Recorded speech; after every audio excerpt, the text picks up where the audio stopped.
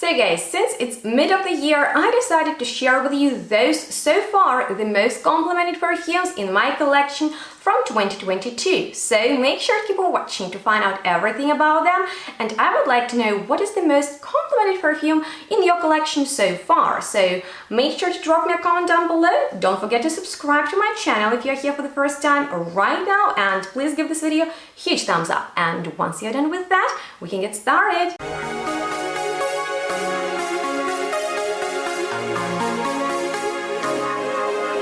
Hello and welcome everyone to today's top 7 list of the most complimented perfumes in my collection in 2022. So let's get right into it, and I would like to know who remembers how much I used to be crazy in love with this perfume by Montel that has this same name, Crazy in Love, with which I fell in love right at first sniff and put it on my wish list and got it from Benny on this St. Valentine's Day. So I am gonna spray it inside, and there are going only great perfumes. So for me, Crazy in Love is like the combination of Montel's bestsellers, because it has their signature sweet rosiness. There is a bit of the sharp saffron, which is not too much but gives it a hint of the punchiness, some brown sugar for the sweetness, violet leaves and amber. So it's warm, it definitely has Montel's DNA. Literally, it's like all the bestsellers gathered in one bottle. And of course, it is loud, it is strong, it projects intensely, and I used to wear it like crazy, especially during February into March, and got a lot of compliments from it, literally from everyone. This might be the most complimented perfumes in my collection so far, just because it is extremely noticeable, and everyone, like my colleagues, family, friends, strangers on the streets, they had no chance to leave this fragrance unnoticed, because, you know, it is very catchy, it is sweet, it has a little bit of the oud in there that is not in the notes, but I can really smell it. So it smells niche, it smells expensive, and if you love perfumes that have beast mode projection and that last really long and always are well received, I would recommend you this one, because I've never had a problem with it. But with that being said, let's move on to the next perfume, which is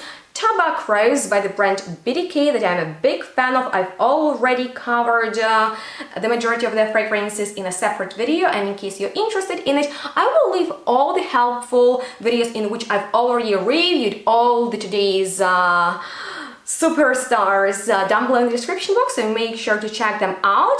But in case you're interested in BDK perfumes, you can get them from So Avant-Garde online shop with my discount and save some money. So let's spray this one on, and who saw the distribution of the fragrance? Let's repeat. Oh my god, it comes out like this beautiful cloud of a jammy rose scent, and I really like how sweet the rose in here is, because it is gourmand thanks to the chocolate. There is plum in here that makes it truly jammy, and there is tobacco with patchouli and labdanum in the base, but it is not too heavy because of those notes. Actually, I got it for my best of tobacco episode that I posted a few months ago and have been working on literally for a long time. But it is not too tobacco-ish, it's not too smoky, it's rather like this jammy rose scent that I used to wear on special occasions, and anytime I had like a party to go or anything else, you know, special, I applied it just because it made me feel really good. I know it has soft but very beautiful sillage, and it's an attractive perfume. So anytime I wore it, people are like, okay, this is a sweet perfume, but it's like a different kind of sweetness. What is it? So in case you love gourmands and you love rose with chocolate, then you definitely need to check it out, because I haven't smelled many perfumes that would be identical to it, and if you know a dupe or something similar, please let me know. And if you love tobacco,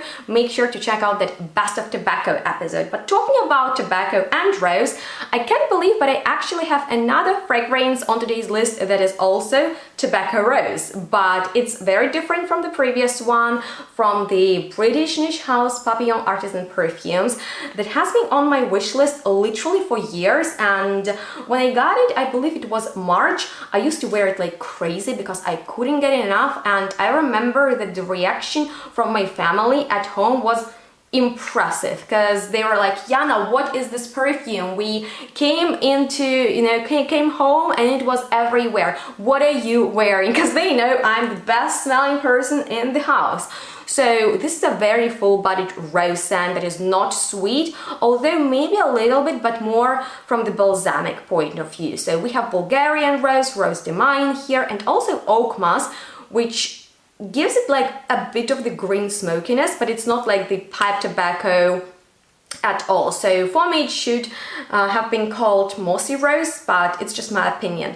Nonetheless, it has a bit of the animalic edge from beeswax and ambergris. It is very fresh green, a little bit mossy, a little bit smoky, beautiful. I would even call it modernized type of chypre scent that is not too old-fashioned and that stays on. My favorite part of it is the opening, and I just remember that so many people, like not only at home but also at work, especially during the colder weather, because that is the time when it performs the best, complimented me on it. And I think it's because it is different from the majority of fragrances that people wear these days, or those ones that can be found in the shop, so they really notice that this is something different. But enough of roses, let's move on to the jasmine one, which is Jasmine Tea by the brand Perfumes, and I had such a blast discovering their tea triology because, as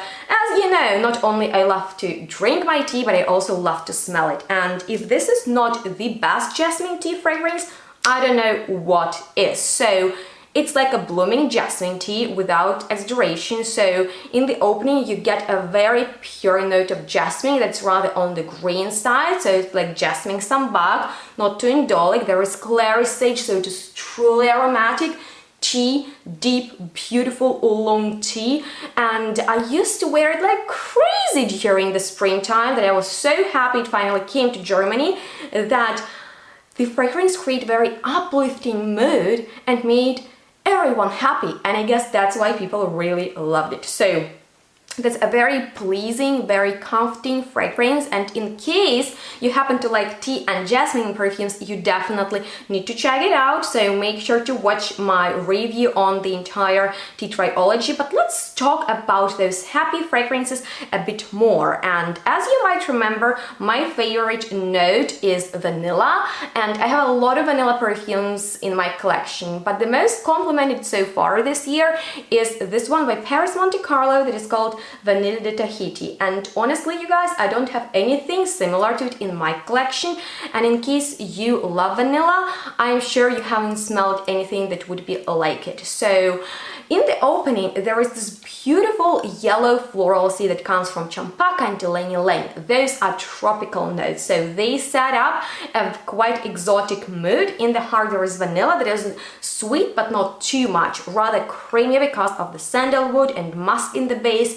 And I know that some people don't like vanilla because it lacks elegance, but this is probably the most elegant vanilla perfume I've ever smelled, and I love that anytime I wear it to work, the same person can ask me about it over and over again. Like I wear it and pass for someone, you know, in the corridor, and they just stop and are like, Yana, what is this perfume? The next day the same person can do the same because it's truly attractive, like the majority of vanilla perfumes.